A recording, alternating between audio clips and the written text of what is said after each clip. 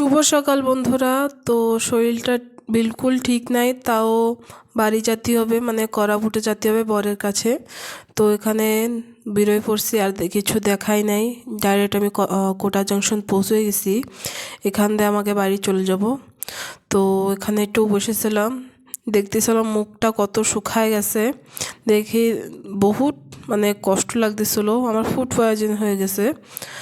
তো কিছুটা চা খেয়ে নিলাম। রাত্রিবেলাও কিছু ওরকম কিছু খাওয়া দাওয়া হয় নাই। তো আজ একটু চাই খাইয়ে নিই, পেটটা একটু ভাল লাগবে না।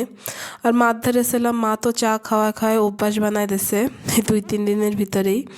তো একটু চা খাই নিলাম, তো বাড়ি চলে আসলাম, বর নিতেই চলে আসছিলো। তো বাড়ি এসে এরকম ভাত, আচার আর একটু ডিম ভাজা করে দিছি বরের জন্য। কিছু এরকম কোনো সবজি ফবজি ছিল না।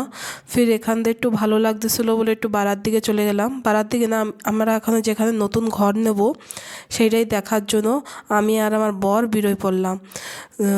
ওই ঘরে আমার বর একটা 5 বছর ধরে ছিল, আর আমার বিয়ের পরে আমি এটা 2 বছর পর্যন্ত ছিলাম। তো ঘরটাও তো সুন্দর ছিল না, ভাল লাগতো না আমার ধারে। তো এখানে নতুন ঘর নিয়ে নিলাম, নিয়ে নেয় এখনও দেখতেই চলে আসছি, কমপ্লিট হয়েছে। আরও কিছু মিছু কাম বাকি আছে, তো ওইটাই দেখতে চলে আসলাম। তো আমার ধারে তো আমার রুমটা বহুতই ভাল লাগলো। এই যে আমার কিচেন, এখানে সব ভিডিও শুটিং করব, তাই দেখাচ্ছি তোমাদের। তোমাদের যদি আমাকে ঘরটা যদি ভালো লাগে, পুরো ফুল যে সময় ঘরটা সাজানো হয়ে যাবে ওই সময় দেখাবো।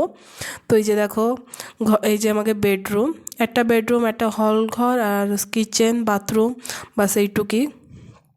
এই যে সাইডে বারান্দা, এখানে একটু ফুল গাছের টপ টপ রাখলে বহুত সুন্দর দেখা যাবে।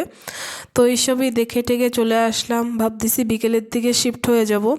বিকেলের দিকে তো পুরোপুরি শিফট হতে হবে না, দেখি আমরা যেখানে থাকি ওখান দিয়ে একটা 100 মিটার রেডিয়াসই মানে ওই ঘরটাই নিছি, তো কাছাকাছি আছে।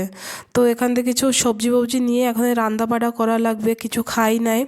তো সবজি কিনে নিলাম, এখন রুমে চলে যাব, রান্ধতে বাইরে নেব।